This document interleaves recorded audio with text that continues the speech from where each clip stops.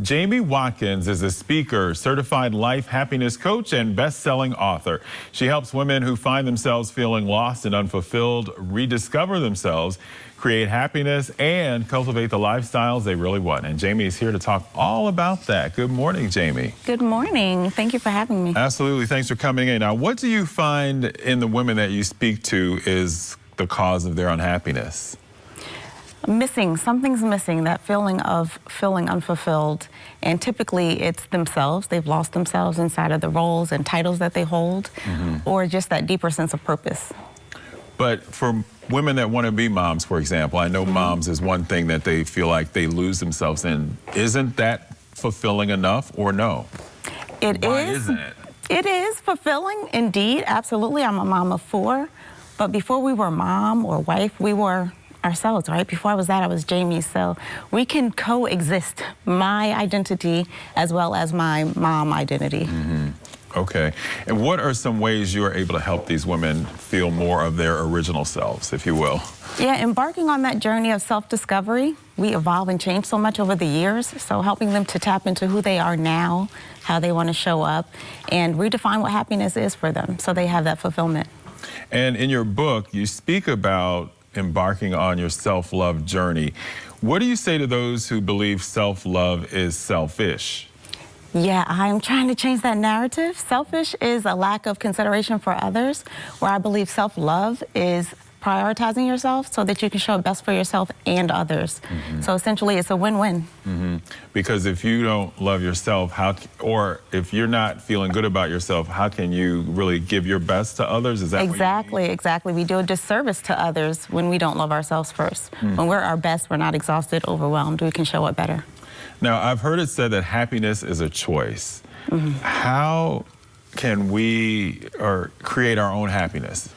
Yeah, I love that question. So the science of well-being and just overall happiness can be created. We don't have to pursue it. We get to own it and create it. And one of the most powerful ways we can do that is gratitude. Not just saying it, not just writing it, but active gratitude. So an example, we've had a lot of rain, right? When the sun comes out, I'm a sun person. I'm going to be grateful that the sun is shining, but I'm going to be intentional about taking a slow stroll to the mailbox, right? So I can feel that sun against my skin. Or if I'm happy for my family, I'm gonna place a phone call, I'm gonna send a text and actually show the appreciation for what I'm grateful for. I found myself being grateful for the rain, actually.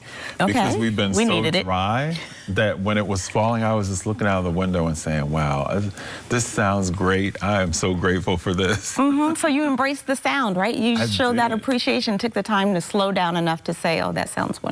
Yeah, I really did. People can get to meet you this week. Tell me about your appearance at Moravian Bookshop. Yes, I will be there from 1 to 3. Jessica's great. She's been wonderful with welcoming me in, and I'm looking forward to meeting everyone. All right. I've just been told I've got like a minute and a half left, so let's dig into it a little more. What is the most common thing you find that when people come to talk to you, help me with this, Jamie? That unfulfillment. We want, and we're not as much as we are different, right? We are the same. We want to be seen. We want to be heard. We want to feel loved. And so it's just tapping into what that is for you, current state, staying mindful and intentional about finding what that is and then doing more of it. Can you give me an example of something that someone might do to get there? Exactly. Well, one, you have to identify what's important to you, so align with your core values, right?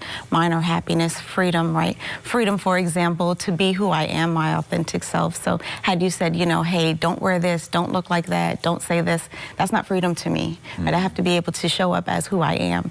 So that's one of the things that take away from our happiness when we have to present as someone we're not. And so that's one of the things you can do is just tap into, give yourself the freedom to show up as who you are. But what if we're not comfortable in being our most authentic selves? How do we get to that point where we can just say, you know what, you think this about me, but I'm happy with how I think about myself? How do we get there? That's a practice.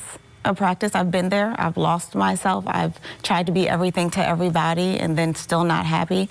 For me, it was consistently assuring myself I am worthy enough who I am is enough already. I'm equipped with everything I need for my purpose. And then constantly reminding myself that I'm enough. I have my first tattoo, enough, right? Even if you have to, whatever, a sticky on your mirror, remind yourself of who you are and then constantly show up as that person. They say once you get one tattoo, you just got to get more. I have more. Are you ready? Oh, you've already got more. I have free right here. Okay. And a heart to help me to walk in love. Remember to walk in love. Enough, free, and love. Yes. Okay. Thank you so much, Jamie. Thank you. Good talking to you. You as well. Feel like I got a little under your clothes there. We're going to take a break. We'll be right back.